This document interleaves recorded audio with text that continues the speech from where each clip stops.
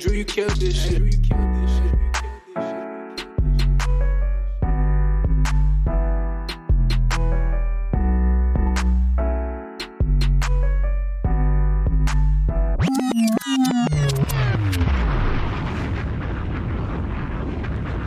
Welcome back, everybody.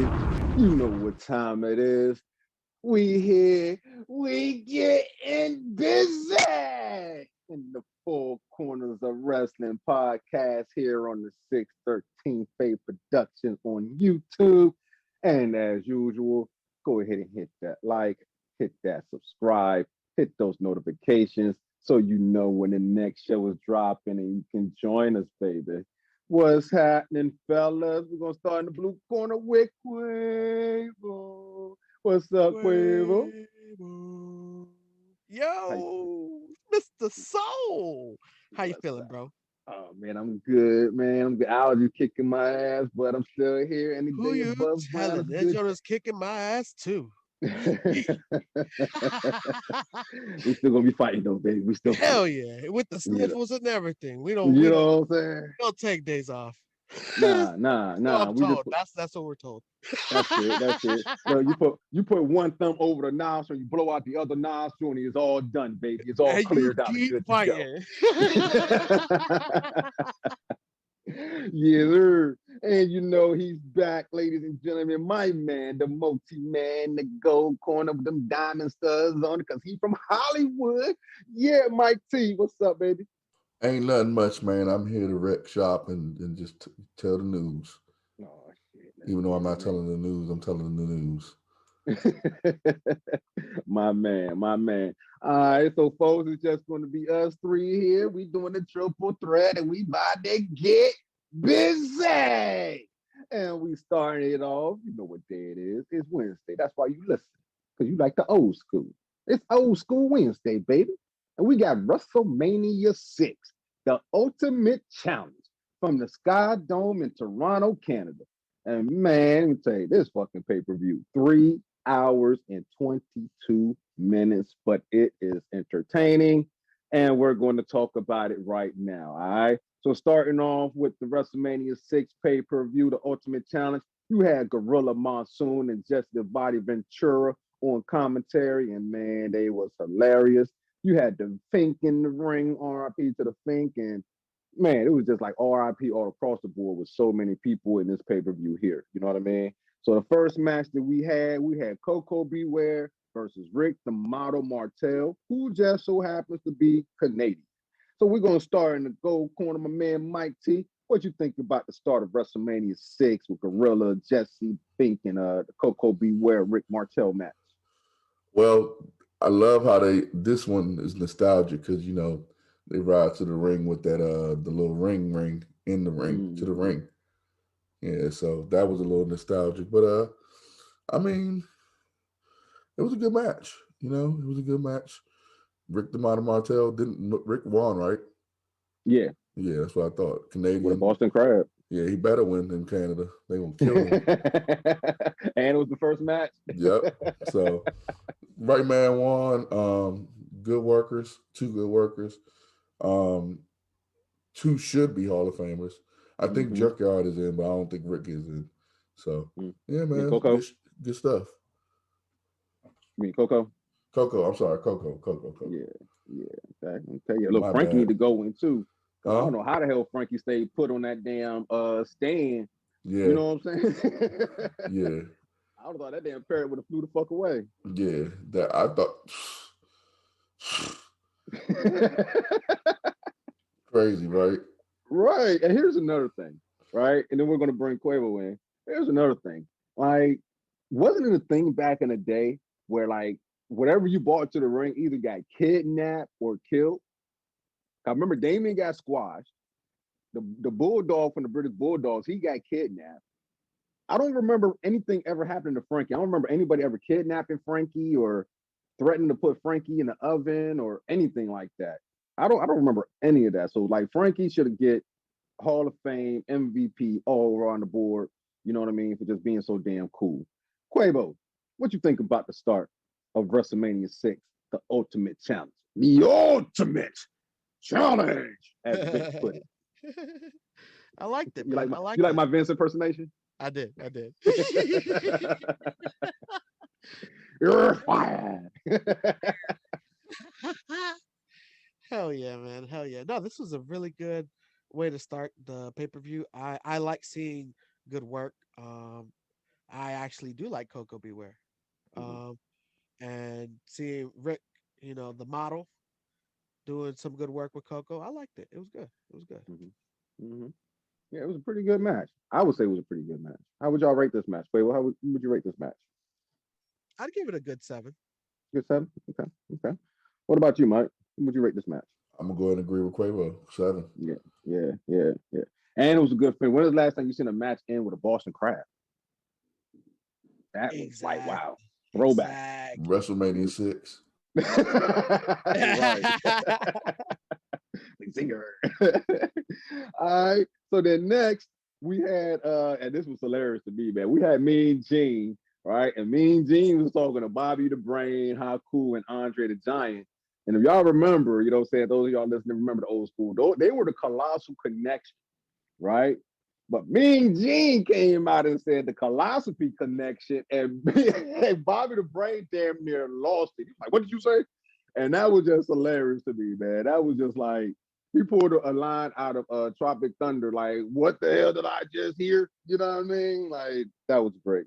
And then we had the actual match where we had Demolition going against the Colossal Connection. And let me tell you, man, these fellas marked in at almost 800 pounds. I think the total bill for Andre and Haku was 793 pounds. Man, that's a lot of weight, dog. Like, good God. And I made a comment about the singlet, and you know what? Andre, RIP Andre, Andre gets the pass on the singlet. Andre the Giant is the only one that can wear a singlet and wrestle. All you Agreed. other Rudy Poo Agreed. candy asses, put some damn pants on. You know what I'm saying? Get rid of singlet, put some tights on. Pete Dunne, I'm talking to you.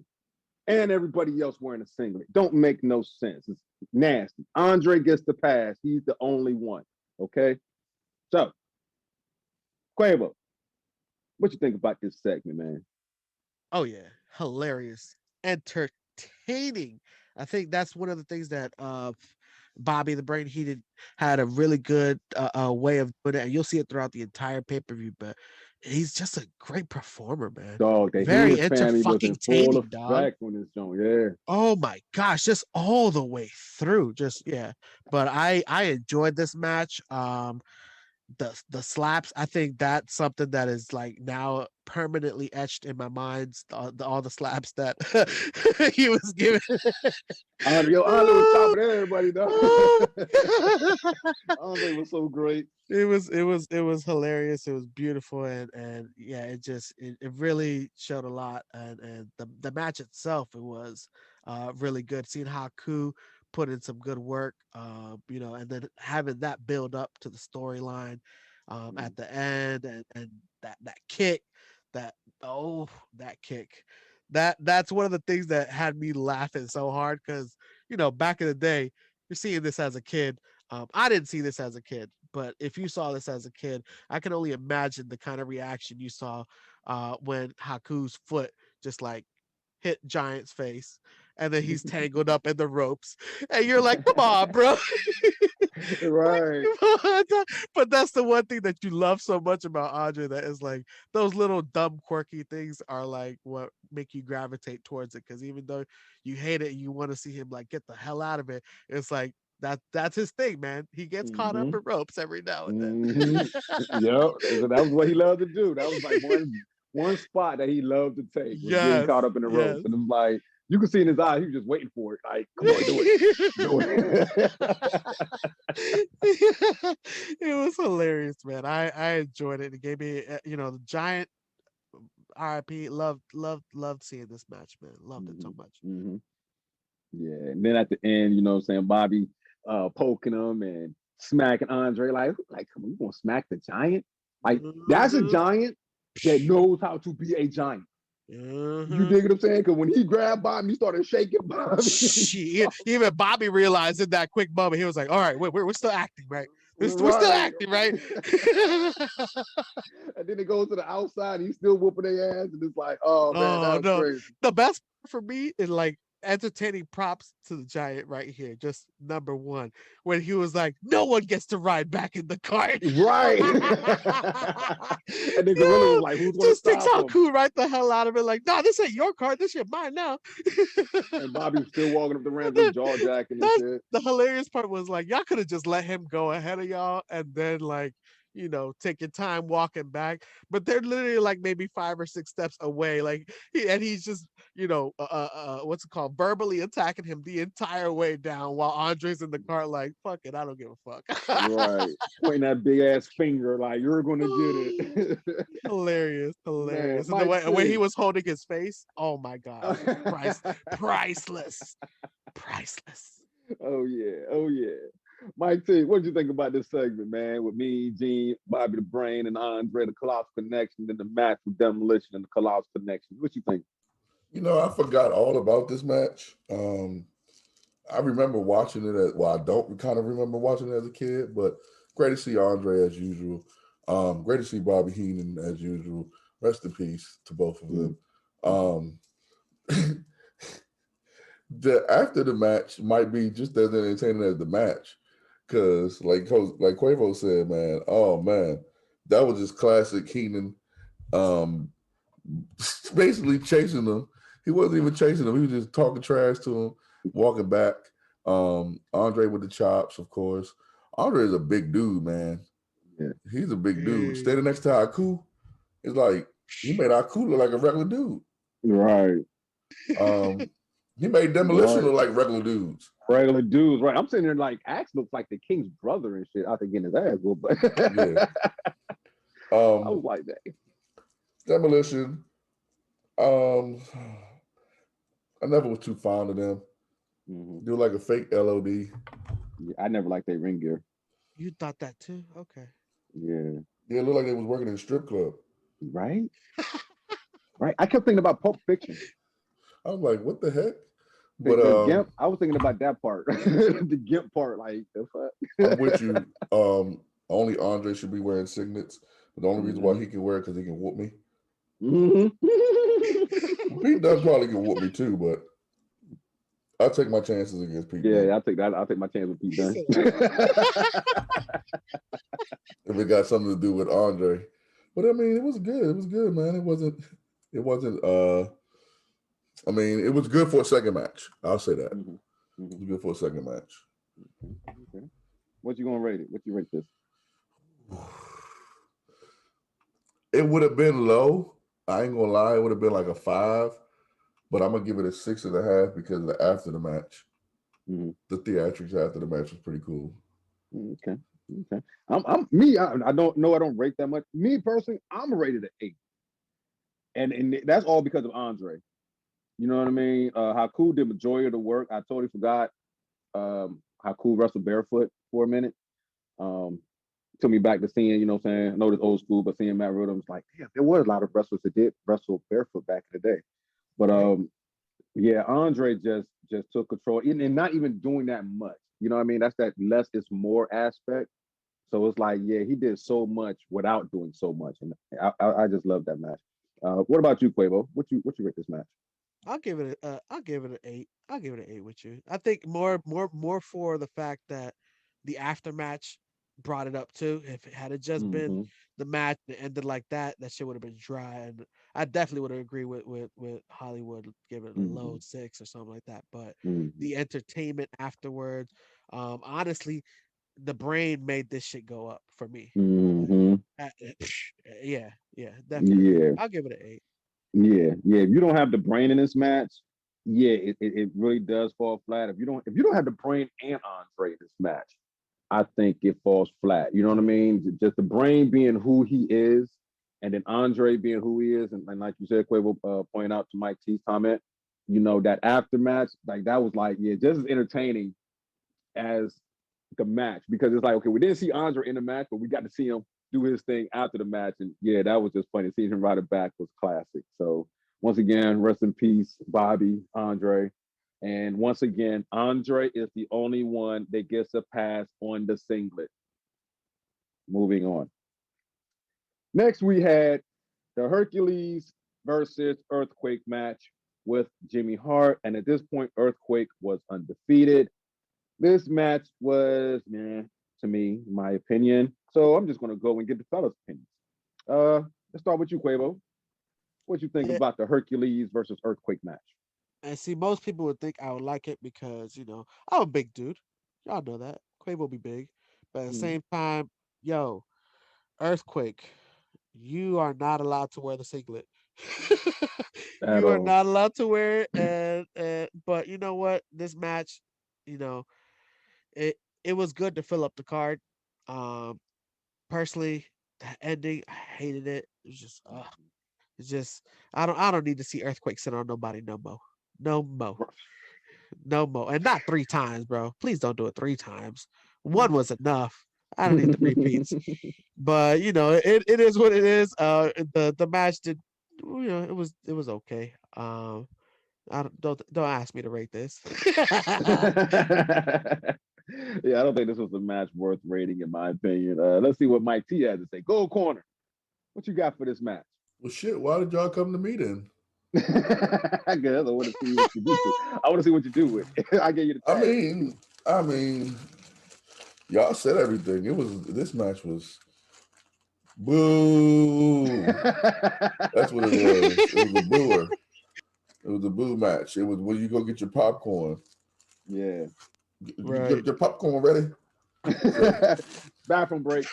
yeah, it was horrible, man. And I didn't want to watch it. And if I'm gonna rate it, I'm gonna rate it a 3. Cool. Damn. see, see, He beats see. he beats me every time because I was gonna go with 4, but yeah, 3 is a decent number. And that's why I go to them, man. The people want to know, so I got to get the people what they, you know what I mean? Oh man. Okay, so moving on, we had some beautiful Miss Elizabeth. You She know cut a damn little well the people promo. ain't care about that match. Nah, but they want to hear from you and what you think about the match. That's what I'm talking about. The people want to know what you think, Mike T. And the Jonas trash, they want to hear you trash it, Mike T.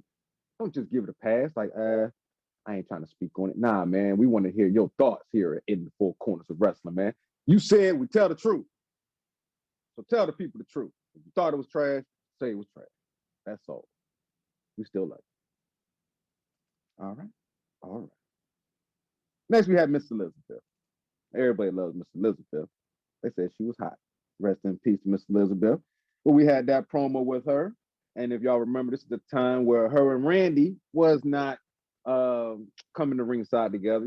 Randy was doing his King Macho thing, But we had that promo. Then we had Brutus the Barber Beefcake going in on Mr. Perfect, which was pretty hilarious. I always enjoy Brutus the Barber Beefcake. And then we had the match. Mr. Perfect with the Genius versus Brutus the Barber Beefcake. Mike T, what you think about that whole segment with Miss Elizabeth and Brutus doing his promo and then the match with Mr. Perfect and Brutus the Barber Beefcake? Well, they said Oz don't comes to the rings and gets physical, but I know from now on you're gonna see a different Miss Elizabeth.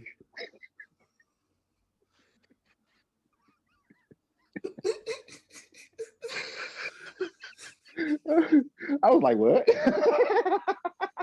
That's what she said. Yeah, that is what she said. I was like, what? Even when she said it, I was like, what? I still love you, Elizabeth. Yeah, it was like, what the heck? Okay, all right, cool. She's gonna whatever. But the match, Mr. Perfect. Of course, you're always gonna get classics with him. Great worker, great guy in the ring. Beefcake. Lord have mercy, was he goofy? Right? With everything, the outfit and everything. He made me appreciate Rich Swann. Damn. How goofy he was. I was like, what the heck is going on? But it was a WWE always gives you those how can I put it? Not goofy, but yeah, goofy matches. They give you the Goof Troop matches, and I guess this was the Goof Troop match because Mr. Perfect deserved better. Mm-hmm. than This was this. before he went with the Heenan family too, isn't it? Right. I think so. Yeah. So I see why he left the Genius. yeah. So it was cool, but I mean, it's just beefcake. It's like he just was dancing around the ring and just wobbling around the ring, and I'm like, dog, what is he having, a seizure? This is not cool. And then when he cut his hair, when he tried to cut his hair, I never understood the what was the guy with the damn, why am I forgetting everything today? The guy with the cap and gown on. Genius. Yeah, Macho Man brother. Yeah. Why is he down there? Because he Macho Man brother? I guess. I could have done without him. I could have done without him, but it was a solid match. Mm-hmm. Okay. Quavo. What you think about the segment with Miss Elizabeth, Brutus promo, and then the match with Mr. Perfect with the Genius in his corner versus Brutus the Barber Beefcake? Well, let me try to say this without breaking kayfabe. She had an excellent promo. It was so sweet. It was very. It was very. You failed. Very. You lose. No, man. No, but I get it now. I get it why everybody was so in love with Miss Elizabeth. You know, the southern drawl, the sweetness. I get it. But I tell you, it did make me laugh. I saw it a couple times and I was just like, wow, the things people eat up. But either way, still entertaining, you know, and seeing the match with Perfect, match wise and work rate wise, Perfect, man. Really isn't anyone like you, bro. And just seeing, you know, he actually made Brutus look good, bro. I like the work in this match.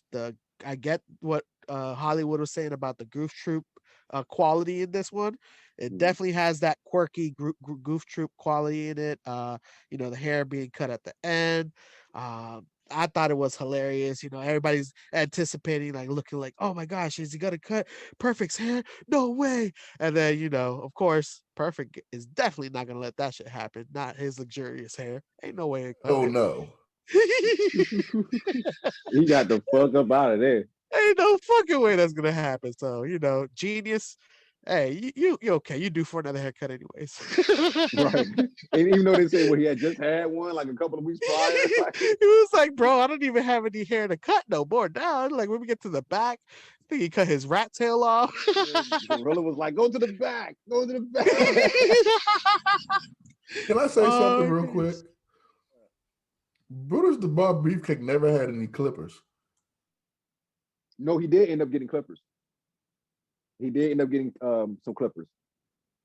Okay, I was about to say, I don't remember that, but yeah, he ended up getting some clippers. It was like later on down the line, but he did end up getting the clippers. Well, he was cutting with those scissors like they were clippers, bro. I was like, bro, at this point, his hair was so short, he had no choice but to, you know, just get to it. But yeah, that shit was it was very quirky, very goofy. And if you like that kind of thing, you definitely like this match.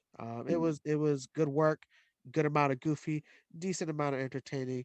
But it definitely wasn't as entertaining as the tag match. So I'm definitely not gonna give it a high rating. We'll see. Okay. We'll see what Hollywood rates it. Well, no, we went to let me see, what would you rate it? Me, I want your rating before we go to Hollywood. I give it a 4, maybe even a 5 if I'm feeling very quirky or I had some morning medicine. You feel me? You dig? All right, Mike T. You see what he tried to do there, right? You see what he tried to do there. He tried to base his vote off your vote. I was like, nah, man, we're gonna stop that to pass, man. We're gonna stop that to pass. I know. I give it a 6. You give it a 6? Okay. Yep. All right, cool deal. Sorry, Genius.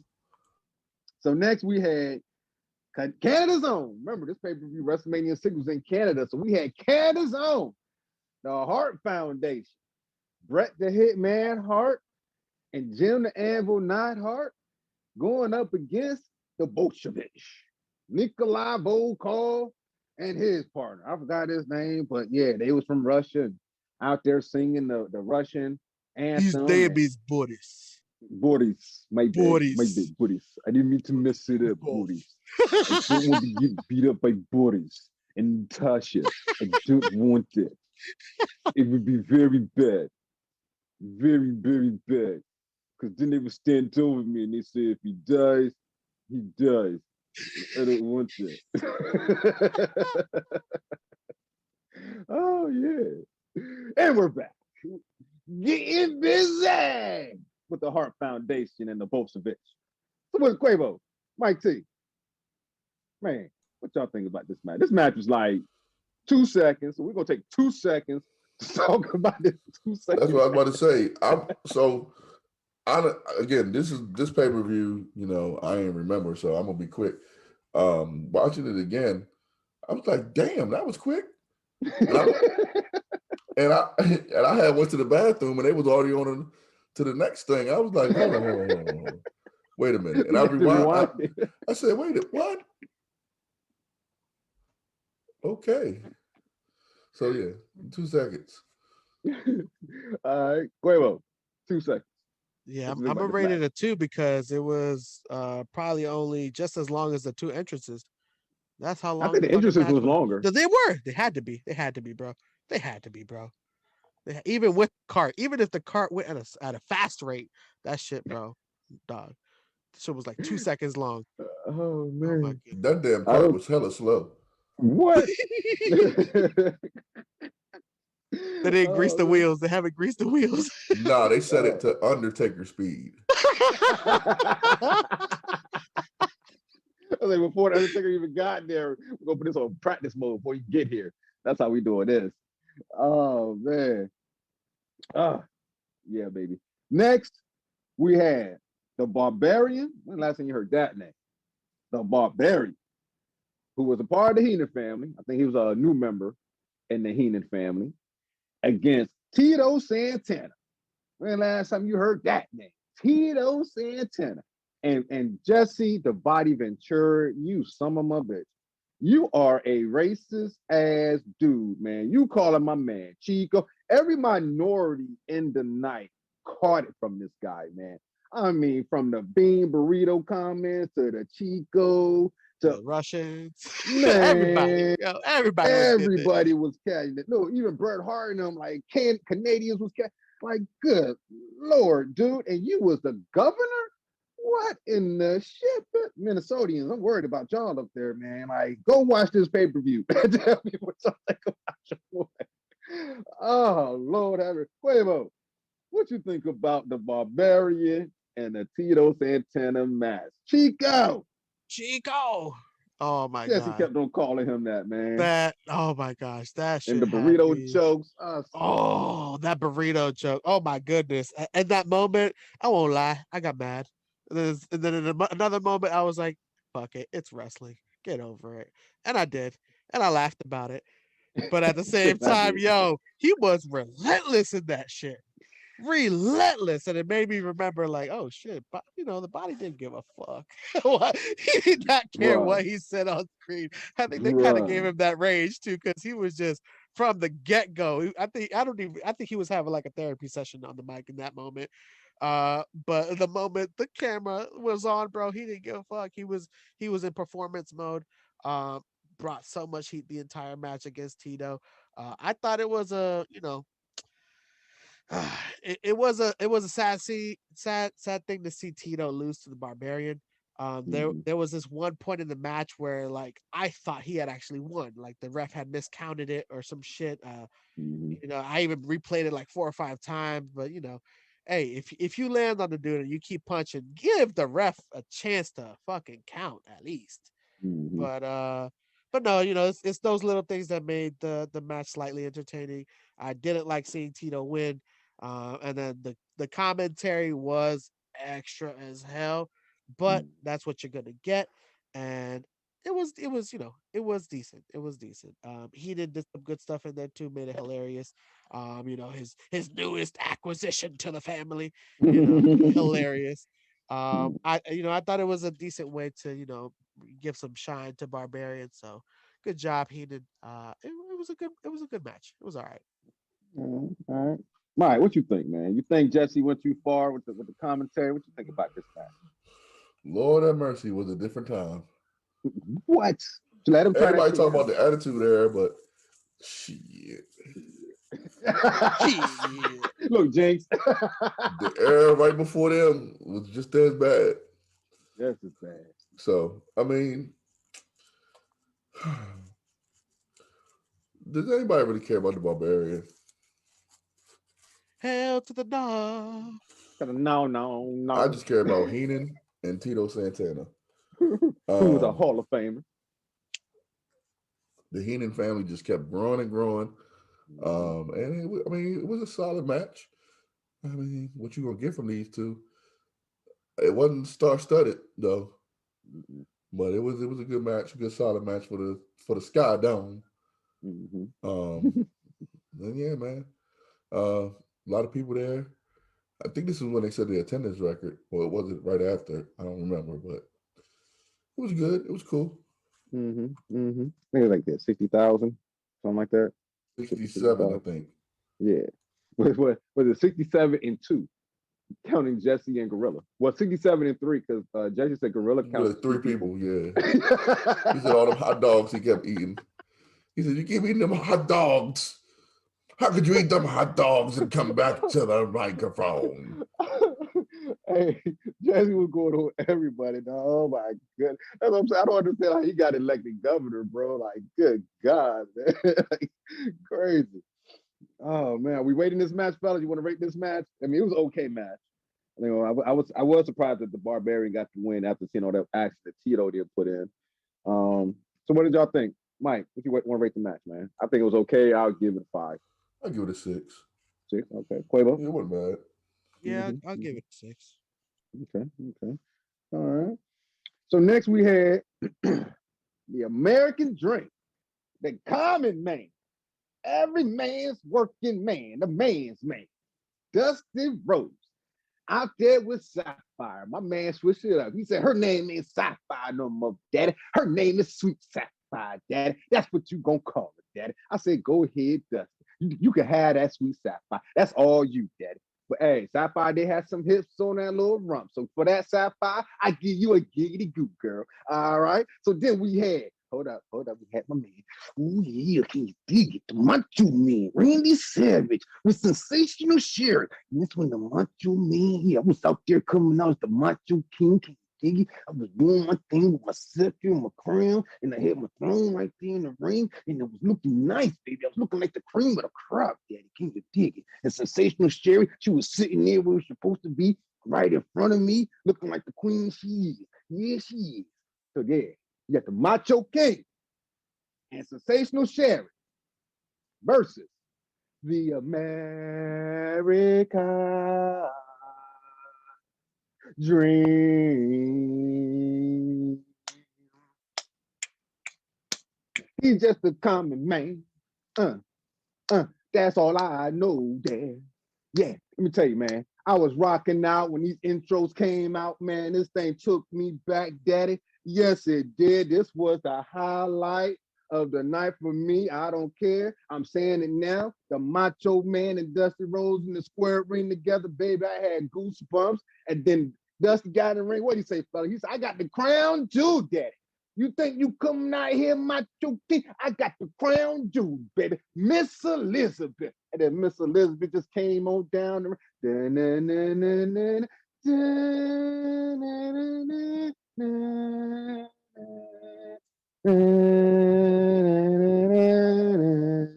and Elizabeth just coming down. It was so fine. Yeah.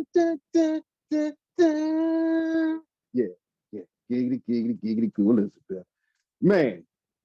What did y'all think of this match? Y'all can tell I love this show, man. Mike T, what did you think about the Macho Man, Randy Savage, Sensational Sherry versus the Dusty Rhodes, baby? I was over here trying to regroup. I was hoping you didn't come to me first, but you did. Lord have mercy. Jay Lethal, we apologize. Johnny. You know, we apologize, Jay Lethal. Mm. And Cody, I mean, oh well. Definitely not gonna apologize to you, Cody. I apologize to you. You did a better Dusty than you could. But nah, it was okay, let's get this out of the way. Mhm. Where the hell did they find Sapphire? I have no in the crowd somewhere. She looked so uninterested in being there. Oh man. Now I will say this. I could have did without her in the match. I mean, what was that? What was she there for? The hip shits. I know she was pissing Sherry off. Yeah. Because she didn't know what she was doing. You could tell they just grabbed her from some town and was like, come on, you Sapphire. You sweet Sapphire. He was like, come on, daddy. I was like, oh man, Dusty Rhodes, good old Dusty. Polka dot Dusty. I mean, great to see Sherry. So, well, Queen Sensational Sherry. She actually looks pretty good if you take that makeup off. Yeah. She's actually a pretty woman. Rest in peace to her. Of course, you gotta love her. The Macho Man, he came down, did his thing. It was good. I mean, it was the first mixed tag team match in WrestleMania history. They kept repeating that, but it wasn't really that mixed. Jesse Ventura, he said, I forgot who tagged who, but one of the women tagged into the match, and then one of the men had to get out. He was like, "Why? Why would let's see that? Let's something. Let's see him pummel her." And I'm like, I think Sherry attacked Macho where the Macho was in there with Sapphire. He was like, "Yeah, get her." That I was like, this man does not care about anything. No lawsuits. There was no such thing as that last week. I mean, last year. I mean, those times. It was. I mean, this was the match that had me like, yeah, Jesse. What the fuck? My man said, "Has Sapphire ever heard of Weight Watchers?" Yeah. Bruh. Like, bruh. Wow. Yeah, because I know for a fact that she wasn't a wrestling woman. Because if she would have heard that, there would have never been no more Sapphire. She would not have returned. Yeah. It was good. It was good. I mean, it was more nostalgic to see those guys because pretty much everybody in the match is dead. So rest in peace all across the board. Man. Yeah, so it was a good match. Well, we don't know what Sapphire is. Right. But, yeah, it was a good match. Solid. Yeah. And guess what? We got to see Elizabeth getting busy. Elizabeth out there with some rhythm, getting it with Dusty after the match. Okay, Quavo, what you think about this match, man? Quavo. Gotta love some crown jewels. You think you got the crown jewel? You ain't got the crown jewel. I ain't the crown jewel. Ain't no crown jewel. Ain't no crown jewel. It's me. Yo. Oh my gosh. Yeah, I agree with Hollywood on this one. Where they found Sweet Sapphire, I don't know. But you could tell she definitely hasn't been a wrestler for that long. Not in this match. Because the moment I don't even think Sherry landed with the first slap, but the moment she even swung, her face was like deer in headlights. She was like, "Oh, this shit's real." Right. Oh, this shit's real. The fuck, she about to hit my face. And I'm so glad that it made it entertaining. Sherry had this like, she had this way of also creating a story while something else is going on. And seeing her like taunt the way that Macho was taunting, and she's on the ring, and everybody's cheering for Dusty and Elizabeth and all that, and she's still going. So that that made it entertaining for me. Macho just being wild, taunting Dusty afterwards, like hopping on there, being crazy, and then the promo afterwards. Oh my gosh, hilarious! This really was one of those matches where it was an entertaining match. Work rate wise, this is not built like that. This isn't one of those like super duper hyped ones, but it's entertaining enough to see Miss Elizabeth shaking with the dream and Sweet Sapphire and keeping rhythm. You see her clapping and shit. Girl, you got it. You still got it. but yeah, man, you can definitely tell. You can definitely tell, bro. You can definitely tell. R.I.P. Miss Elizabeth. Thank you for that entertaining moment with the dream, because it was definitely worth it. I enjoyed it. Okay. Yeah, I'm gonna give this match a 10, man. Like just from the beginning, like from the intros, I ain't gonna sit here and hold you. Like I turned the TV all the way up, seeing Macho Man come down, as you pointed out, Mike, from back in the day when they're bringing him down. Oh shit, you turned the up ring. 60. No, I turned it all the way up. My man had the chair, he had the throne in the ring. So it was like he was standing up for half the way that he sat down and let Sherry say, you stand up. You stand up. And he's just like, yeah, like I love seeing that. And then with Dusty Joe coming out, come on, that rocked out. And then Dusty brought Elizabeth back out. So you get Macho Man song against, I turn it back up again. So, yeah, man, it was just great for me, man. Yeah, 10 for me. Oh yeah. What graduation you time. Yeah, I loved it. I like that Maybach music. What you gonna give it, Quavo? Break the match. I'll give it a 10 with you, bro. I enjoyed this match. I'll give it a 10. My man, I could have did without the Sapphire hip joints because that's what I want to point out. That's part of the quirk, bro. That's part of the goofiness. That's part of the quirk. You can't take it all the way out, That shit there. That's what I was like. Hold up, did she just give her a? And then Sherry, God bless her heart. Bless her heart for selling it not once, not twice, but 3 times. Because she gave her a hip bump on the head. Like, and she sold it. Bless your heart. Mike T, what you gonna rate the match? I'm afraid I have some bad news. Uh-oh. You guys are crazy with your ratings, man. I swear, I don't know how I do this show. 10? I gave my explanation. I'm sticking with it. Like Soulja Boy said, Drake, 10? 10? It's like, I mean, I'm gonna give it an 8. I'm gonna give it an 8. I can stick with that. Anything less than an 8 is uncivilized. All right.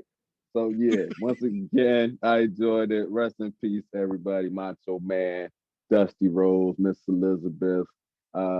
Is Sensational Sherry? Has she passed or is she still living? She passed, I believe. She did. Hey, rest in peace. I think. You think? Well, hey, if you're here, we love you, Queen Sherry. If not, rest in peace.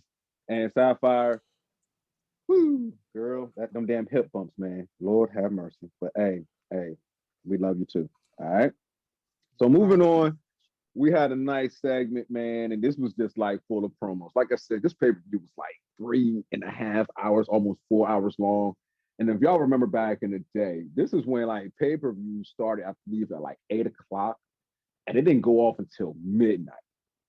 You know what I mean? So you got a lot of stuff up in there. So we had a lot of promos. And we had a Bobby promo. We got a Gorilla and Jesse promo where allegedly Jesse had an X-rated film out there, which was crazy.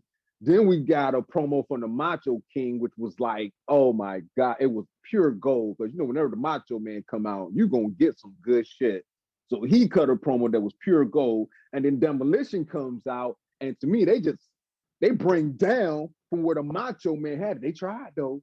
You tried Jerry the King Lawler, little brother or twin brother, doppelganger. Because I swear I was watching Jerry the King Lawler be a part of Demolition, but hey, it is what it is. Totally different cat, it is what it is. But hey, somebody need to get a DNA test. I don't know if daddy was creeping or whatnot, but I swear y'all look like brothers. And then we went back to Jesse and Gorilla, where Gorilla was talking about he seen the tape and Jesse was clear. Well, man, that's a lie. I think he did that to cover up his political career. You know how they do, man. They go out there and start buying that shit out. But let me get the fellas started. What did y'all think about this whole promo section, man? Just all promos. Because after that, you had the Hogan promo. So we just had promos on top of promos, on top of promos, on top of promos. And then you had the Warrior promo, which, oh man. Don't do it. Because Don't do it because this one wasn't that bad. No. I'm giving him props because when he kicked old boy out, talking about you don't breathe the same air as me and Hulk Hogan, dog, that was pure gold right there. I love that shit. So what was you guys' thought? I'm gonna start with you, Hollywood. What was your thoughts on the whole promo, starting with Bobby and ending with Warrior? Well, I wasn't a super Ultimate Warrior fan, but I'm about to give him some. I'm about to defend him a little bit. You know how everybody talks about how his promos are horrible. This one wasn't that bad. It made sense, even though it didn't make sense. Seeing him with the yellow belt, pretty cool. And his hair was just, whew. I don't know what hairdresser he went to. You about to have a J. Will moment over there, bro? Lord have mercy. You knew Hogan was going to lose. You knew Hogan was going to lose out there his promo. Because his promo was the dullest Hogan promo ever. Especially to be fighting somebody like Ultimate Warrior.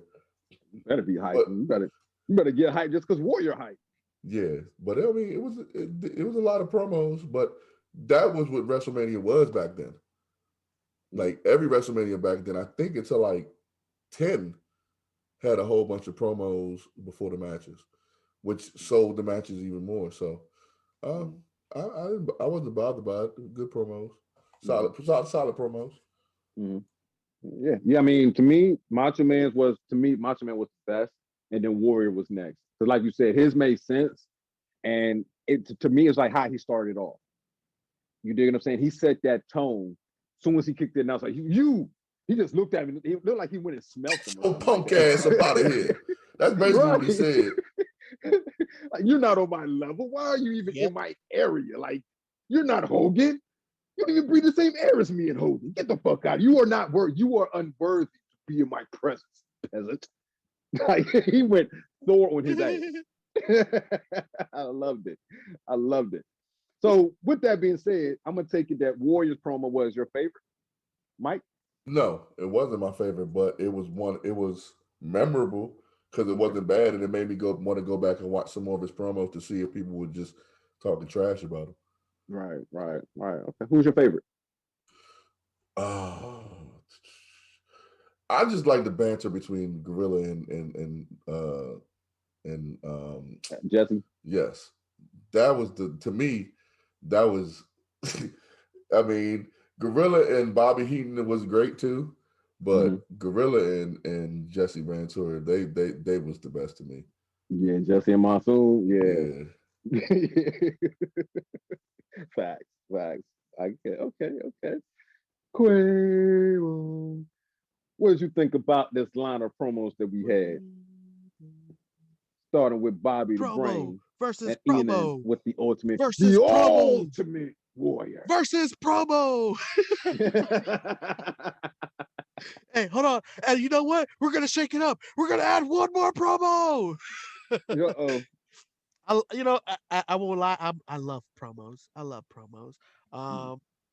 But yeah, like Hollywood said it, man. Warrior did his shit with that one. Oh my gosh, just from the beginning, it was like shit. And yeah, that Hulk promo was one of his drier ones.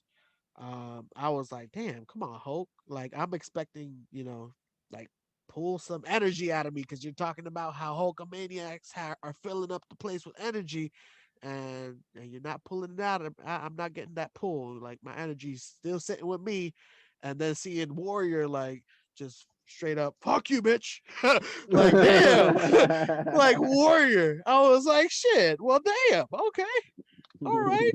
Does it? Like, I recall there being somebody on the show a while back that tried to pull that off, and it just didn't go well for him. It did smooth over too well. Oh man, no, sir, it didn't smooth over too well at all. No, not at all. Oh, no. Get this shit up out of here. Oh, yeah. Oh man, hell yeah, I think I'm bro. gonna talk for the rest of the show like this. I don't know if I can do it, but I might talk for the rest of the show like this just to get my macho man out. Your voice gonna hurt like shit when you do it. I'm gonna let you know that right now. I'm about to say you gonna need some Alka-Seltzer later, brother. That shit is That's gonna definitely hurt. why I don't do Macho Man. Yeah, train on the vocals, huh? Oh Man, that shit man. hurt. Heck Man. yeah. But So Macho next thing you King, know, seeing next thing you know, Sherry. be talking Oh like this man. forever. It's just gonna switch. It's gonna stay like this. I'm like, why you talk like that? I'm like, hey, I did it one day, and next thing you know, it just stayed. It can't switch back. It hurts. when I Talk like what? This is exactly how I talk. right. You know, they say whisper. I said I am whispering. I am. Lowest sitting I have. They say use your foxhole voice. I said I am using my foxhole voice. Sir, this is a it. library. Oh, this is my library voice. This is it. Can you dig it? Yeah. Yeah. Oh man, hilarious. But yeah, the promos back to back, and they were decent. Demolition's promo though, I could have done without that. Definitely could have done without that. But you know, it is what it is. You take the promos as they come and enjoy them. Yeah. Demolition was the weakest. It was like, all right, King's brother. I mean, they won titles though, so I get it. That's what they was happy. And as soon as we win the titles, we can't even celebrate because we got the Hart Foundation on our necks. You want some of this gold? Come and get some. We're not even going to go and shower. We're ready for you. Oh, man. Next, we had the Orient Express with Mr. Fuji, and I love Mr. Fuji back in the day, versus the Rockers, Marty Jannetty and Shawn Michaels. Quavo, what you think about this match? Orient Express with Mr. Fuji, where the Orient Express, they got the win. Marty Jannetty got counted out because he got salt thrown in the eyes. You know, that was like Mr. Fuji thing back in the day, but Mr. Fuji didn't do it. You know what I mean? The other guy did it. So what you think about this? I want to say it was either Sato, but it could have been Tanaka. I don't know. I always have a hard time. I have a hard time telling. Yeah, but either way, it was hilarious. You know, I it's hard to tell who sold shit better, and everybody's always gonna say Sean. But when freaking Marty just fell over the rail and into the fucking crowd, I was like, maybe there is some salt in his eye. I don't know. Maybe he's not acting. I feel like that might be real.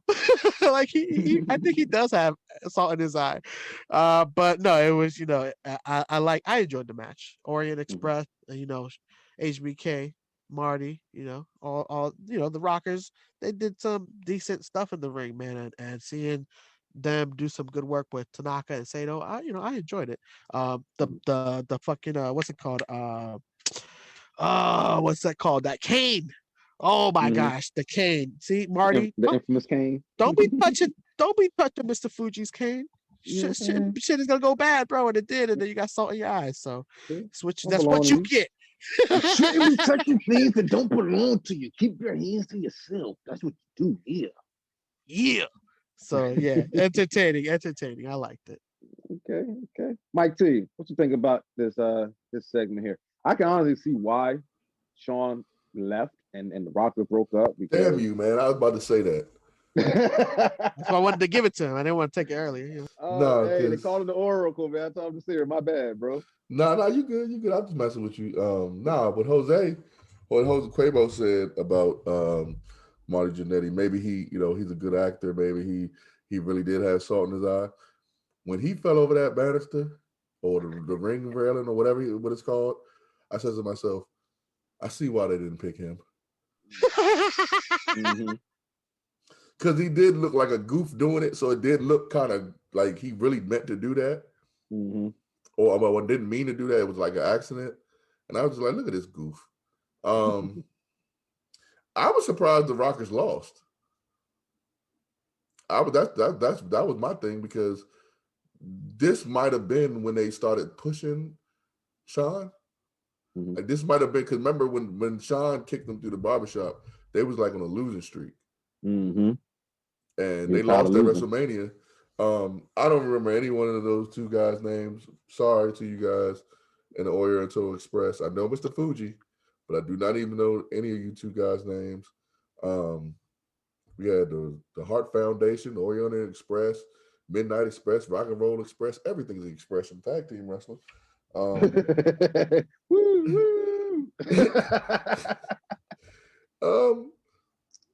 Yeah, I just, you know, I'm gonna give this match a 5. I know you didn't ask me for my rating yet, but the Marty Jannetty spot was just so goofy, and then the fact they lost by count out. We haven't seen anybody lose a count out in a long time, so that kind of shocked me and it kind of pissed me off. But yeah, it wasn't that good to me. He's wiping his eyes with the. That's probably why they don't even have the damn apron out there no more. So they got a whole board out there jump down. Quavo, what you gonna rate this match, man? Quavo. I'll give it a 5. That's fair. Because that fall, it was like, goodness gracious, Lord. I want to leave some funny moments so somebody can clown him, bro. But that's why Mr. Fuji hits you with a cane. Because that was goofy as hell, bro. That's why you got kicked through the glass. Okay. Next we had the Honky Tonk Man and Greg the Hammer Valentine promo. And I totally forgot that they was a tag team, though. I totally forgot that Greg the Hammer Valentine and Honky Tonk Man was a tag team. That Greg the Hammer Valentine actually dressed like the Honky Tonk Man, who was actually dressed like Elvis. So you got two fake Elvises talking about they got a new song, and it's like, Lord have mercy. The future of Elias. What the hell? Okay. Then we had the match with Dino Bravo versus Hacksaw Jim Duggan. Oh, and what tripped me out about this match is, and Jesse called it, like, you're in Canada, and no offense, you know, you're coming out the United States flag, but you know you're going to get booed. You start going around the ring chanting USA, USA, and what happened? Canada started booing. It was like, oh man. And Dino Bravo, you know, Dino Bravo's from Canada. I believe he's what, Canadian or something like that, French or something like that. But no, he's Canadian. Excuse me, he is Canadian. So yeah, it was like, man, then you get Earthquake smashing Hacksaw at the end of the match, and the Canadians are cheering Earthquake, who doesn't belong in a singlet. Ew, nasty, disgusting, some shit I can't unsee. And yeah, Hacksaw getting the win over Dino Bravo, which is like, the fuck. And yeah, so what do y'all think about this match, Mike T? Or Jose? I'm coming to you, Jose. This match, you know, Hacksaw, I like him for the crowd reaction. The crowd likes him, but seeing how the crowd hated him here, I was like, oh. I was like, oh. They did start turning and look like after he stopped the USA chant and he was just like, oh. That shit, like, yeah, that shit switched so quick. Woo. Ow. Loved it. Because had me laughing, bro. Earthquake, like, bro, why? Oh my goodness. But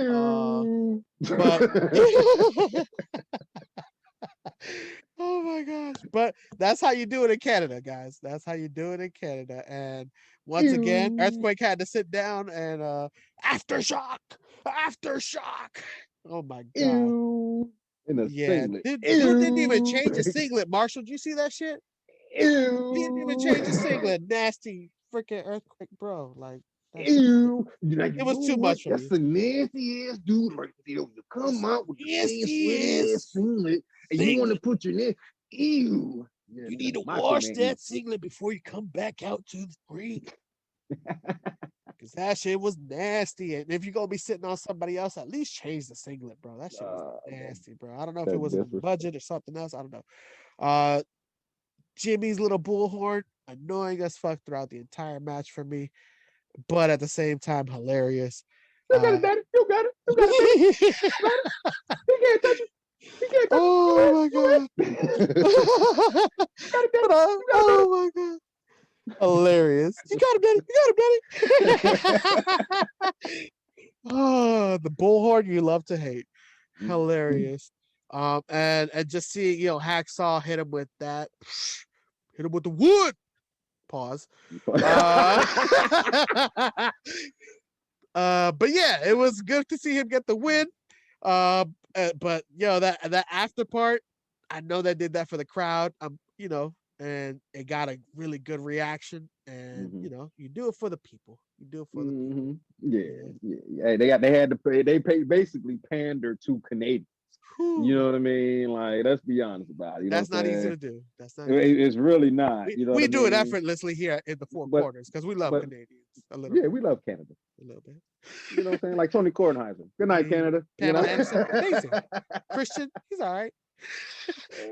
Edge, we love Edge for now. Man. We said for now. I'm gonna say this: Trish Stratus, giggity. Canada, yeah. Oh, Canada. Yeah, for Trish Stratus. Oh, Canada. Yeah, might just learn the whole anthem. Yeah, I'll break it that way. Trish Stratus, baby. Where you at, Trish? Giggity, baby. Yeah. Giggity. You know what? She wasn't nowhere on this pay-per-view, so let's stop. She wasn't even. Yeah, she ain't even in this era, bro. Like, yeah, let's get back. Let's get back. Aftershock. Ew. All right, Mike T, what you got, man? What you think about this match? I think Hacksaw Jim Duggan is one of the most overrated people ever in wrestling. I don't get it. And this match sucked.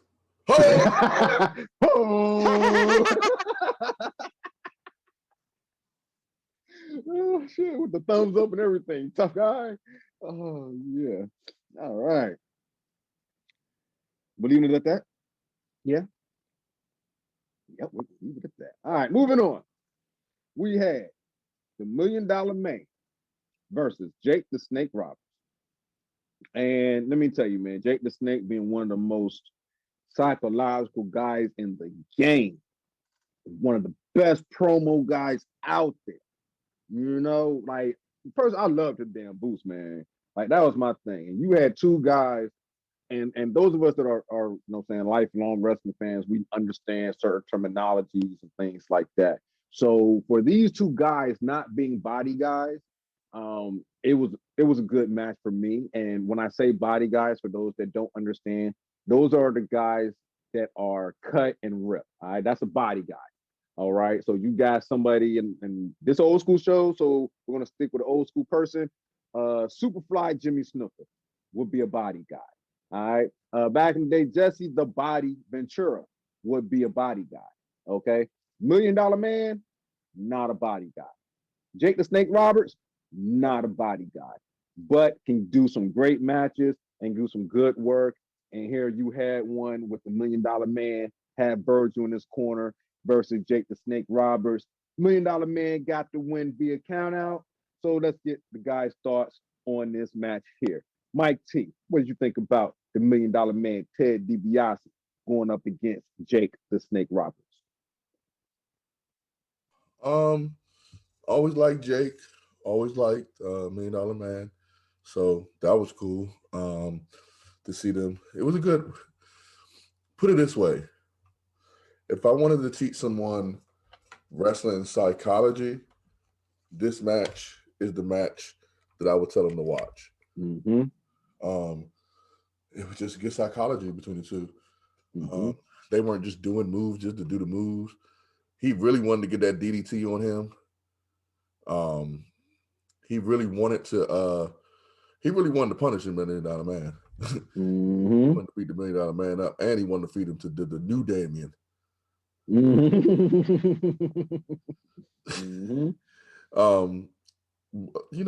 Surprisingly, $1 Million Man won, and then he still got, the money stuffed in his mouth, and then Vincent took the belt and ran away, then came back. Why did he come back? I have no clue. Who did he leave the belt with? Did he leave the belt with the same person Matt Riddle leaves a scooter? He's still back there. But I mean, it was solid. It was good. I liked the after the match as well. That was a good angle. It was solid, pretty good. Mm. Okay. Quavo, what you think?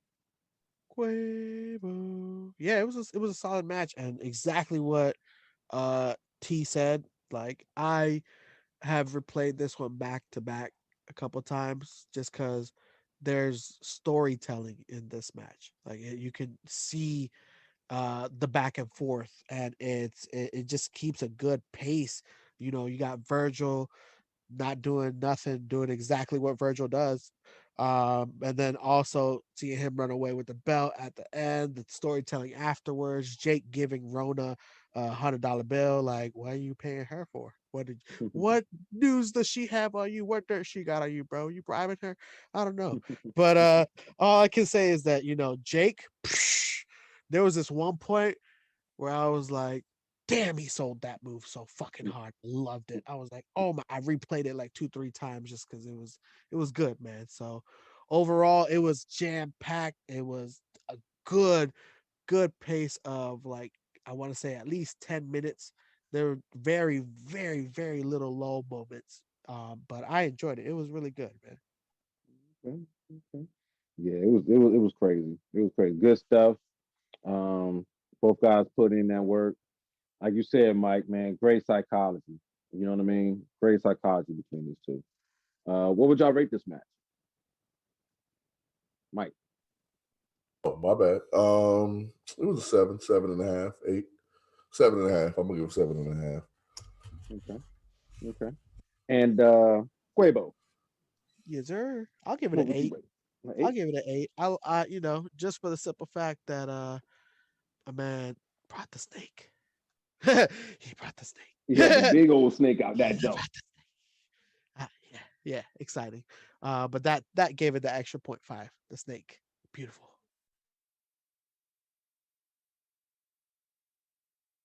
Yeah, that joint was crazy, man. That joint was crazy. So next we had the Slick with the King versus the Big Boss Man. What y'all think about that, Quavo? Um, I'll be honest with everybody on this show. I fast forwarded through this match. I did not watch this match, so I will not. I will be yielding all my time, all of it, all of my time for this match. I'm gonna yield it to Hollywood. Hollywood. All right, so I'm gonna give it Hollywood. right back to your ass because I ain't watched this shit neither. Y'all notice I saw right there, right? Because I was like, damn, the next match I fast forward past. I think all of us fast forward past it. I don't know. So I saw the let's go over. entrance and then I was like, fast Right. forward. So what made you fast forward past this, Joe? Let's ask that. What made you fast forward past this match, Quavo?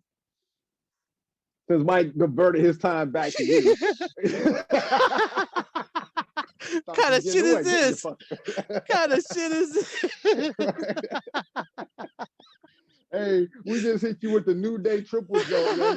We just hit you yeah, stomp. Yeah, you tagged out. Yeah, stomp. You tagged out, stomp. All right, guess what? You're tagged back in. Give us your stomp. Why did you go past this match? I'm gonna be honest with you. I think it was because of the Big Boss Man. I don't know Mm, why. I don't know mm, why. Maybe mm. that's a little too real. Maybe I broke some kayfabe there. I don't care. No. I fast forward because of a king. So No way. I bet we go to Hollywood. Hollywood's going to be like, I fast forward because of both of them motherfuckers. Let's find out, Quavo. Hey, Mike T, why did you fast forward? Well, yes, I did fast forward because of both of them, and My man. I knew that we were going to get to this point in the show, Uh-huh. and we got like a couple more matches left. And I was like, I don't want to bore the fans with a long show today. So I was like, you know what? Let me skip this match because no one's going to want to hear my take from it. You know, like Akeem's, jiving and dancing. You don't like it? You don't want the Slick pissed me off more than Hakeem. Right. Slick was pissing me off. Right. A pimp named Slickback. No need for the mister. No, Slick pissed me off so bad. I wasn't even paying attention to Big Boss Man's promo. I was still mad at Slick shit. I hear you. Yeah, oh my goodness. Okay. So moving past. We had some more stuff with Honky Tonk and Greg the Valentine. I fast forward past that. I'm pretty sure y'all did too. And then the next match that I came up on in WrestleMania 6, the Ultimate Challenge, was Superfly Jimmy Snuka versus Ravishing Rick Rude. What y'all think about this match? Quavo. What you think about Superfly and the Ravishing one? Quavo. Yo, Snuka. Cut like a Swole. bag of dope. Swole. Like a bag Swole of dope. body. Loved it. Oh my So gosh. envious of his calf Looking muscles. like a leopard printed chiseled block of granite. Like, golly, like what the So hell? envious. Freaking I wish hilarious. I could get Quavo. I wish I could get calf muscles like him, dog. Dog, for real. Fucking Chiseled. baseballs. Chiseled. Like, goodness gracious. But yeah, man, dude, it was definitely I like Snuka this entire fucking match, bro. It's still like you said earlier, man, it still kind of weirds me out with Riddle in current day product, but seeing how Snuka did it, bro, like him and how cool with the bare feet, right? yeah. Like, The man, fuck don't be yeah, super kicking me fly. with them feet, man. You got Super athlete foot. motherfucking fly. Super Kicking me with them motherfucking. things. You got And ingrown then see, toenails. and then seeing Heated, just I think that's the one thing that really made this fucking pay-per-view was Heated throughout the entire fucking pay-per-view. Bro, the Heenan family was Oh in full God. effect in WrestleMania 6. Full effect, dude. And I'm telling you, dude, it was just I mean it did like it made me a little sad to see the match and seeing Jack Black on freaking Rick's ass like that. I know it's Rick, guys. It's a fucking joke. Get over it. But seeing that and then seeing Snuka lose was kind of a letdown for me. But at the same time, it keeps with the storyline and it keeps everything relevant. So I enjoyed it. It was a good match. It could have been longer. The match could have been longer. I think. I think. Yeah, but with what's coming up, bro, with what's coming up, I'm glad they shortened the Big Boss Man matchup like shit. And this one, it didn't have to go long, but it was long enough to get me a good, a little bit of entertainment. That Big Boss Man shit could have stayed off the card, like for real. That shit could have stayed off the card, and Honky Tonk Man could have stayed off the card. Like he was just taking up fucking space, man. Ain't nobody care about your damn new album about to come out and shit like that. Like, come on, man. I wonder what kind of pull Akeem has in Canada. He's got to have some kind of pull. Matter of fact, I think Honky Tonk Man still out there. So Honky Tonk Man, Jeff Jarrett better than you. Now, take that. Double J. J-E, double F, J-A, double R-E, double T. It's better than you, in my opinion. So, anyway, Mike T, what's your opinion of the Superfly Jimmy Snuka and Ravishing Rick Rude match? I was happy that Ravishing Rick Rude won. Of course, the Heenan family, like you guys said, like they was ready. They was there the whole. I mean, Heenan got like 50 million checks. Had to, bro. He had to be one of the richest men in wrestling because he was working from the beginning to the end. Yeah. Ravishing was dope, man. As always, he's a great heel. Mm-hmm. He's a good psychologist as well. Snuka's a great worker. Mm-hmm. We ain't give him that much credit as a worker, but he's a good worker. It was a solid match between the two. You could have got more out of him, but I understand. So, time constraints. Mm-hmm. So yeah, that match probably got cut a little bit. So, yeah. That was a mean, rude awakening he gave Superfly though. Yeah, it was. Damn, that shit was mean. Yeah, it was. Man, I can't lie. That's probably one of my ain't the favorite. Because my favorite is the Close Out from Hell, but that's got to be up there with one of my favorites, man. Because once he put that joint on him, all they got to do is just lean on over, put the elbow on him. You put your hands up in the air. 1, 2, 3. That's a wrap. You ain't getting up after that. All right. Are we going to rate this match, gentlemen? This match rate worthy? I'll give it a 6. Yeah, okay. Damn, you thought exactly what I was about to say. Fuck yeah, let's give it a 6 across the board for WrestleMania 6. That's okay. All right. I'm gonna give it another 6. That way we ain't got 3, so we got 4 6s. There we go. Quadruple it out. All right. And then we had the main event, the ultimate challenge, what WrestleMania 6 was all about in my Vince McMahon voice. And nobody's gotten fired yet because they haven't heard the line. They just heard me say WrestleMania. Yeah. Hogan, Warrior, it's time. Mike T, what did you think about Hulk Hogan versus the Ultimate Warrior? Hogan walked to the ring as usual. Warrior ran to the ring. He was gassed out, paint dripping. It was, I mean, you know what? You need a Gatorade? This wasn't a bad match. It wasn't horrible. There was a few botches, but Hogan carried the match by far. And it just was two Titans battling. You know, the end scene where they hugged each other and, you know, Hogan gave him the belt was pretty cool, kind of like a passing of the torch that didn't last long. Right. The torch went out quickly. Hogan didn't walk back. Yeah, he definitely didn't walk back. He's like, I'll take that ride. I'm sure Warrior didn't walk back neither. I'm sure he ran back. He took the too. We just ain't see it. He ran back. Yeah, all right. He might not ran full speed, but he jogged back there. Whatever he was on, that drink wore out. So nah. But yeah, it was a good match. A lot of storytelling. You know,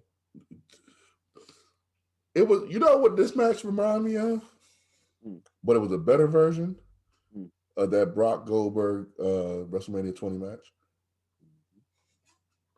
This is what that match should have been. Damn, I can see that.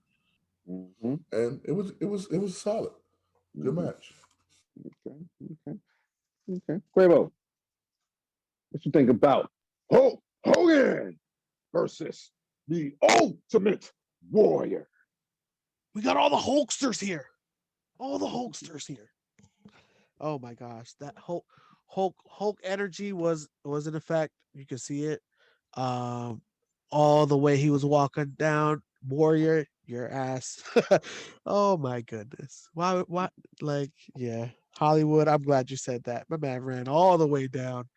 I don't know what he was on, but he was on excitement and something else. I don't know. Jesse Ventura said it. Oof. I don't know if I would have ran to the ring and used all of my energy. Look, and he wasn't acting then. He was being for real. Hell yeah. Line. Oh my goodness. But you can see how much excitement, how much buildup, you know, was happening even before the match started. You know, everybody's on their feet. They're just, you know, signs all up. So, you know, it was really cool to see that. And yeah, like the pull, the back and forth, Hogan did the work in this one by far. I definitely give it to him. He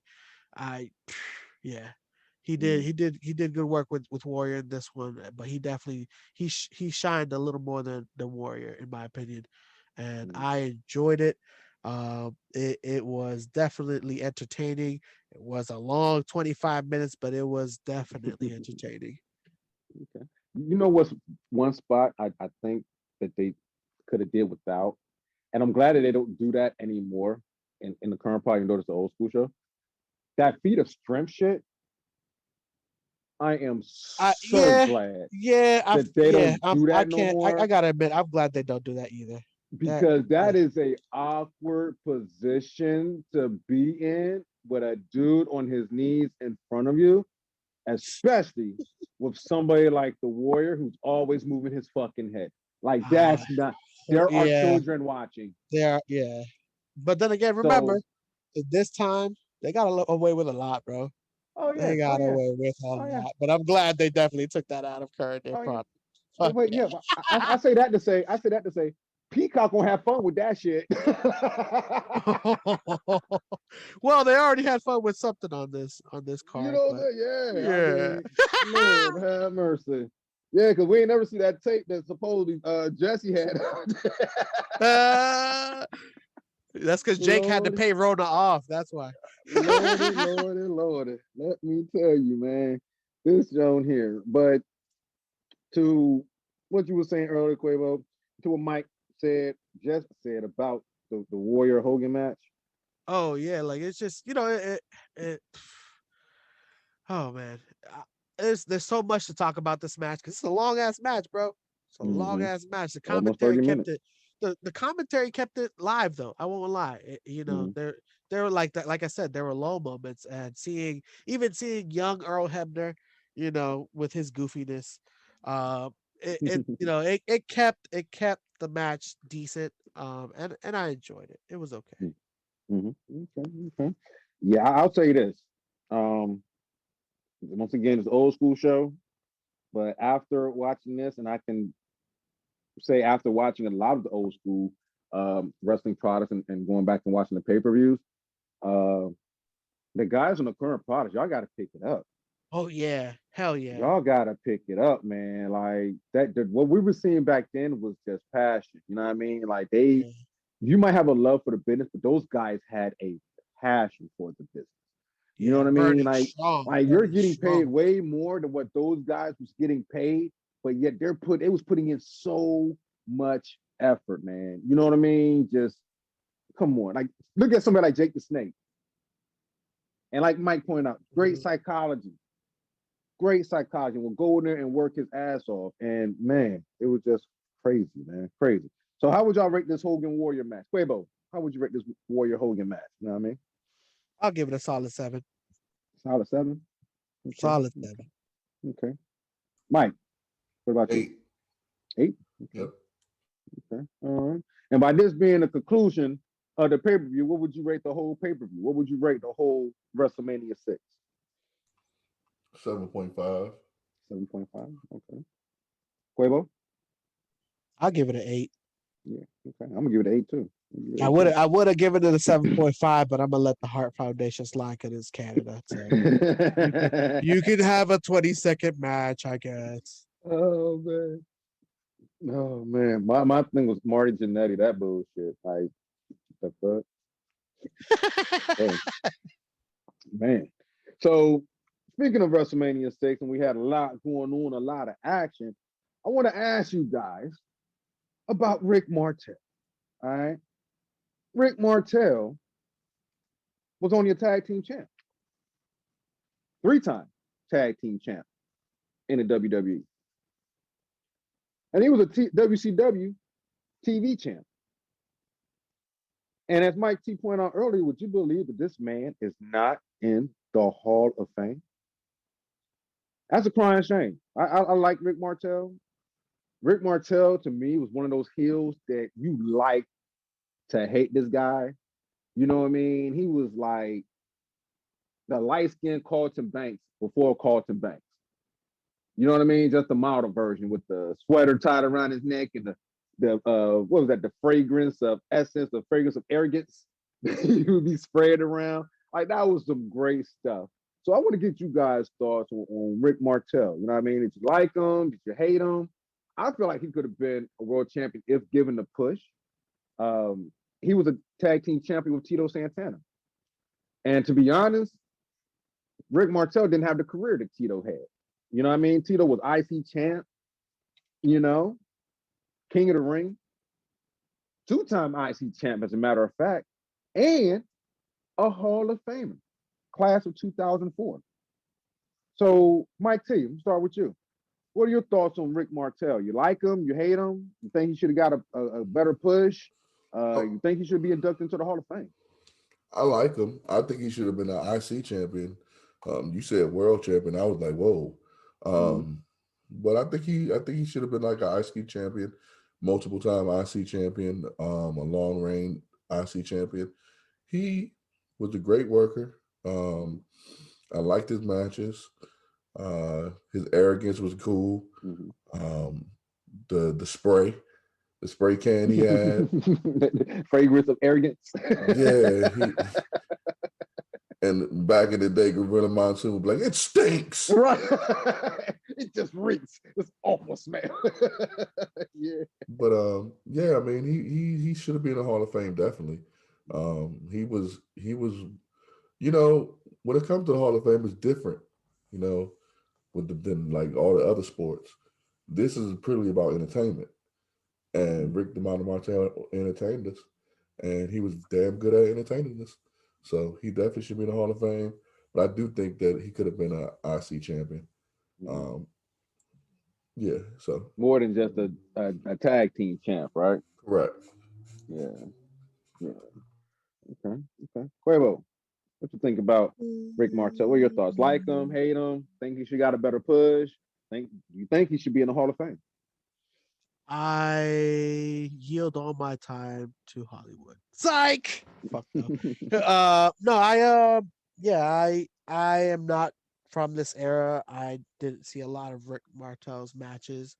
But seeing the one in this WrestleMania, seeing him end it with that signature Boston Crab, you can tell the guy does good work in the ring. Not only that, his French Canadian heel style really drawed a lot of heat. So there's a lot of speculation as to where it could have gone.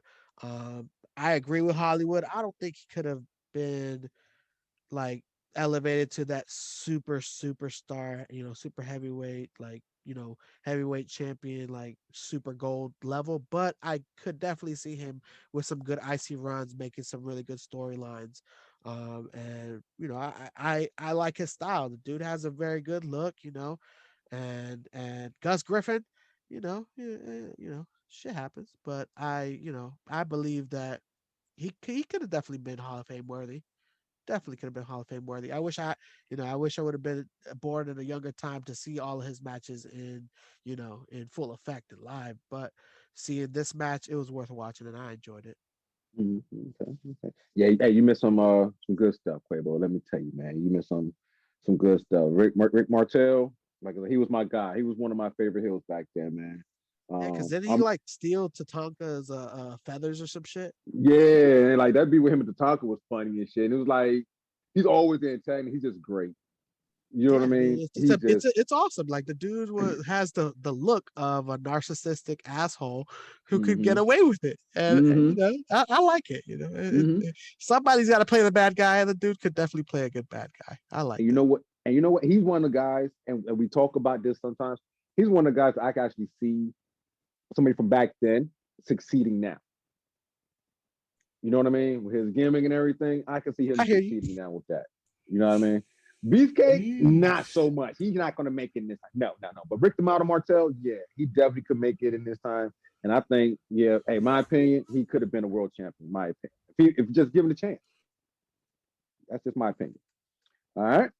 So moving on to the next segment. We talked about the pay-per-view. This segment is about you guys.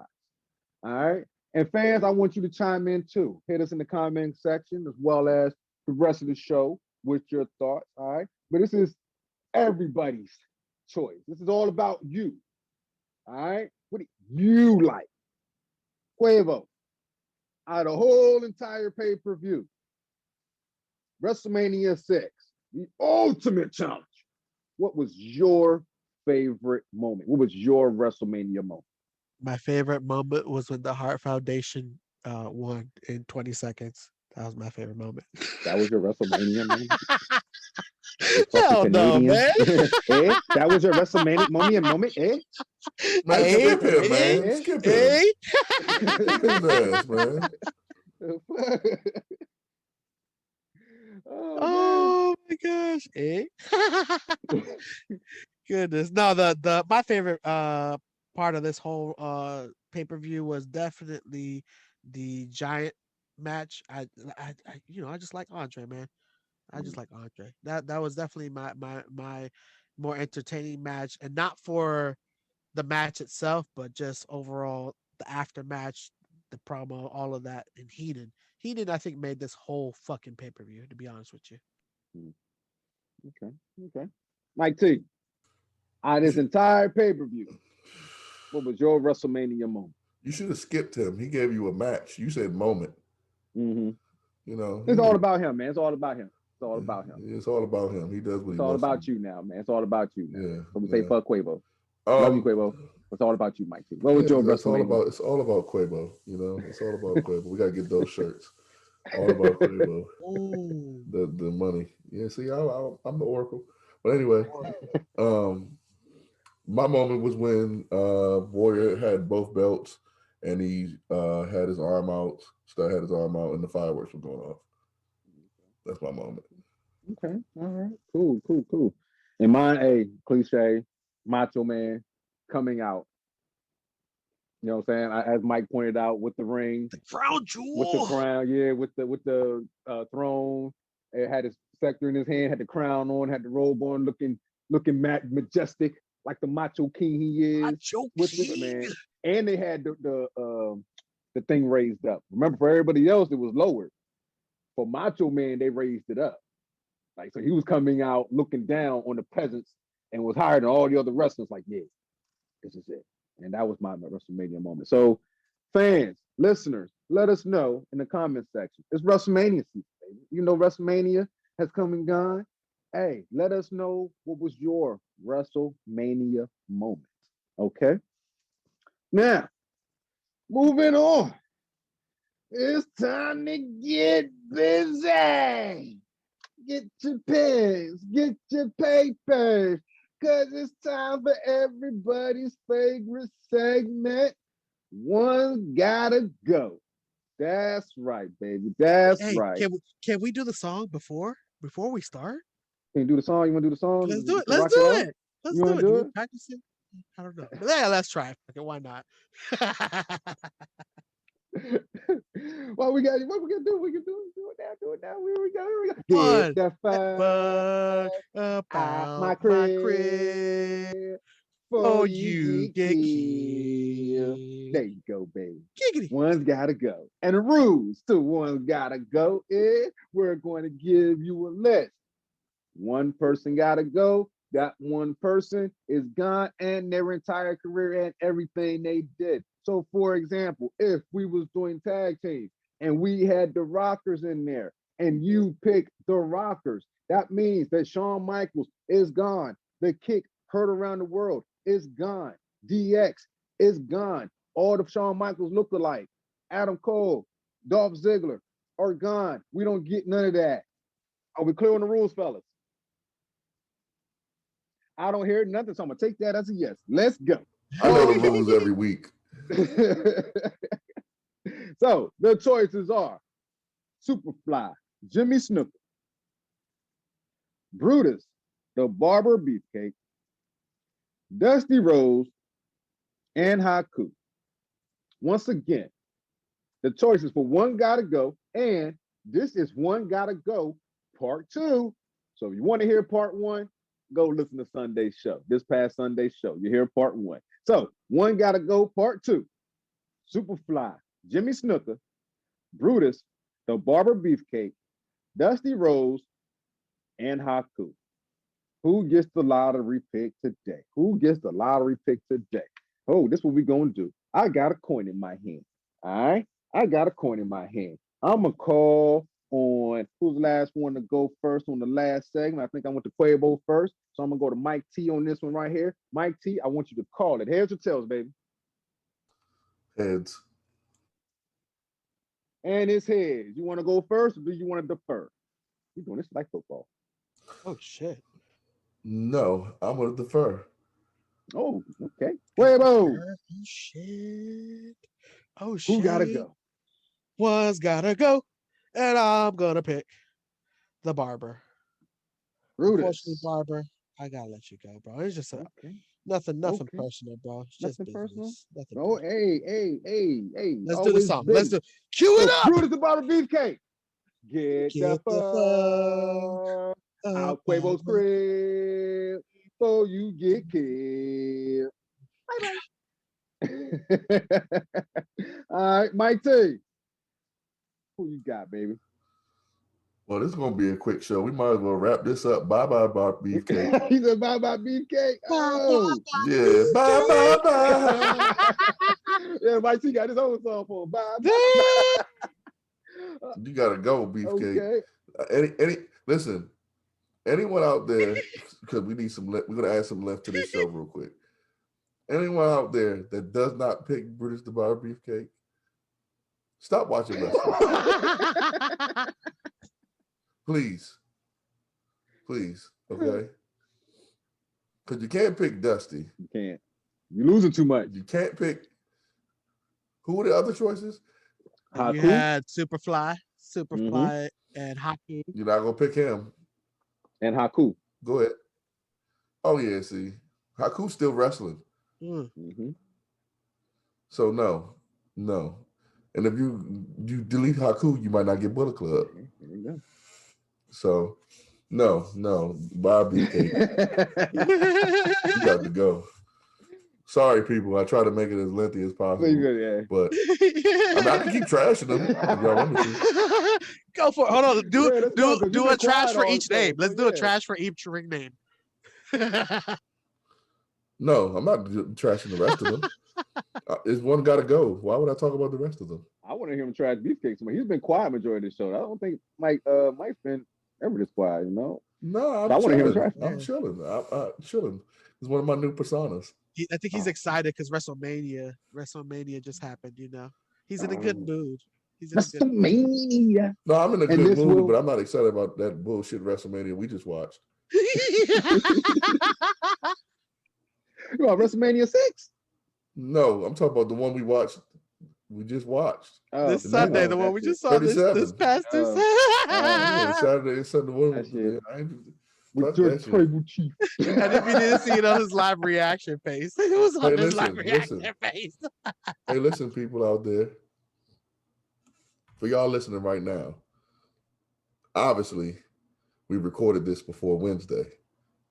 So, I'm letting y'all know, if you didn't watch WrestleMania by Wednesday, don't waste your time. It was trash. That's that oracle right there, baby. Out here. That's that oracle right there, baby. Woo! Trying to tell you. And it's just like Bruce the Barber Beefcake. Trash. Nothing ever good happened in that damn barbershop. Shawn Michaels put that barbershop on. Right. And that was like the only thing I remember from that barbershop, actually. No, him and Hogan got the beefing in that joint.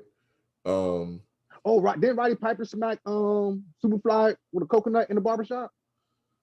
Didn't that happen? No, that was the Piper's Pit. That's Piper's Pit? Oh, okay. Yeah, that's Piper's Pit. Damn, sorry, Beefcake. I tried to get you. No, that's what I'm saying. Beefcake didn't even last that long. Clip master. Ding Dong Hello has lost it longer than Piper's barbershop. Here's a question. Why are you a barber coming down with lawning shears? Bro, that man had 6 pairs of different types of clippers. Like, who hair you cutting with that? Right. Oh my goodness. He got the what Gorilla Monsoon said? He got the trimmers. Yeah, he got the trimmers. Someone's gonna get a haircut. Oh, that was WWE when WWF when everybody had to have a job. Yeah. Everyone had a job in WWF. Yeah. Everybody. You couldn't be unemployed in WWF. Fuck no. Unless you were the Brooklyn Brawler. Or Bastion. Yeah, that's crazy. It was definitely in a dark match on this one. You know what? You know what barbershop is better than Bruce the Bar Beefcakes? Which one?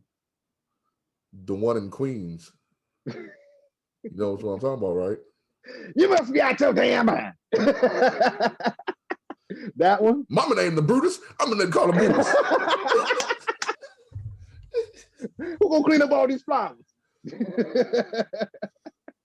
They ain't never cut nobody hair, bro. Right. Well, yeah, because he was about 5 feet above Cuba head when he was in the job. Dog, this man Brutus the Bar Beefcake should never ever be. You know what? I'm gonna ban Brutus the Bar Beefcake from 613 Faye Productions. We're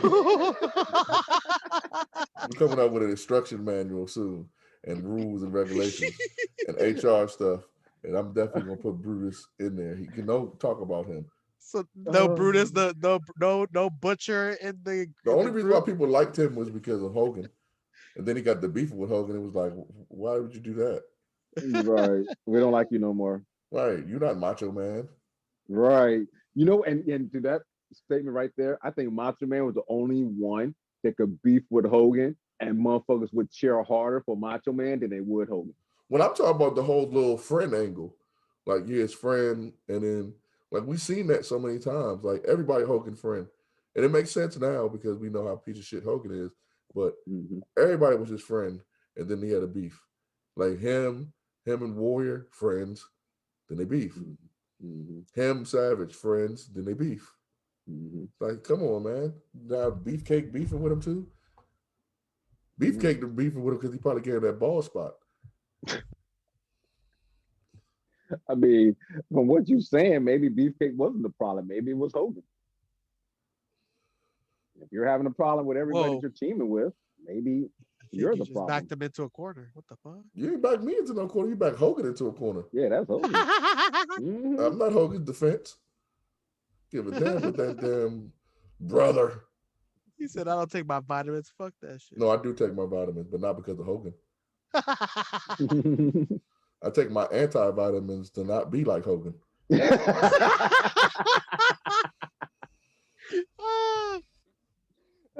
And we say our prayers so we don't be like Hogan. Oh, man. Okay. Quavo, you want to justify your pick for Bruce the Barber BK? You want to have a little slandering fun before we go? Nah, why you pick Bruce? Look, my personal reason, on top of the fact that his gimmick was whack at best. Like in this pay-per-view, them tights, bro. What the fuck, bro? What the fuck, bro? Can't you just wear normal tights, bro? God damn, bro. Man, his shit was like that in every match he was in. Golly, like I see now where the ripped jeans look came from, and if this is what he contributed to society and giving them the opportunity to think that ripped jeans is okay, man, take that shit back. I'm glad. Man, end this show, man. Glad Ain't no damn way in hell we about to attribute ripped jeans to no Bruce the Barber. I'm about to say what? End this shit. I'm not saying Quavo is, but no way in hell we gonna give fashion tips from Bruce the Barber. No. I'm with Quavo. No, I'm 100% with Quavo. No. Yeah, ain't no way, bro. You can't be walking into a ring with that small ass shirt that you probably stole from your little sister. No. Take that shit. God, get the. Let's do it. Once again, Bruce the Barber BK. Get the fuck out our crib for you get killed. Bye, bye, bye. Go. Yeah, get that shit the fuck up out of here. Yeah. Hey, that's our show for the day, ladies and gentlemen. Hey, I had a great time today, fellas. Y'all have a good time today? Oh, yeah, man. It was entertaining. Oh, I ain't gonna lie, this pay-per-view sucked. I'm sorry, people, that we picked this one. We'll pick a better one next year for WrestleMania season. This one sucked. Well, we definitely don't gotta pick this one. So you're welcome. You won't see this next year. You're welcome. Right. I probably won't see this ever again. Oh, now we're gonna have you watch WrestleMania 3. Lord have mercy. No. Watch it over. See how the energy just shifted? Right, Maniacs shifted. Energy. Just energy. We're just gonna take away 3. And that's what we're gonna do. Yeah. Mike T, tell the people where they can find you at, man. Man, you can find me at Mike T304 on Twitter. You can find me at mturner304 on Instagram, on Facebook, Michael Turner, and of course 613 Faye on Twitter, 613 Faye Productions on Facebook, 613 Faye DMV on Instagram. There you go, baby. Quavo. Tell the people they can find you, man. I'm taking a page out of Hollywood's book. If you follow me on Twitter, it's gonna be COLINISDUMBIE.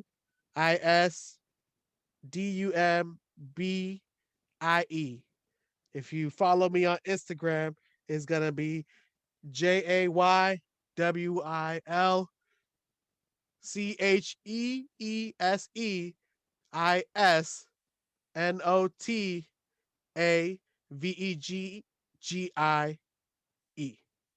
And if you follow me on what was left? We said Instagram, Twitter. The end Oh of the yeah. show. Facebook. The end of the show is left. That's what's left. And if you follow me anywhere else, you know where to follow me. Quabo, Jose Quabo 8 on all platforms. There you go, man. On the millions and millions of platforms Nah, Marshall, that you're not Quavo gonna has. do that. And That shit sucked. That shit sucks. He tried to use my shit and it sucked. he did. I was trying to hype it up a little bit because I No, lost. why? Tell him the truth. Boo. Boo, Quavo. Yeah, Boo. that shit We're sucked, talking man. gorilla. Talk to him a gorilla. Too many Don't- letters. Like, what the fuck? That's like You threw a V in there. Like you threw. I was like, did he just say V? that was like Rikishi trying to do a Stone Cold Stunner. It was like doesn't make any sense. Oh, Like, what is he doing? Did he just say Z? QZ? What the fuck? What? Yeah, he said TM. He said calling TMZ. I said what?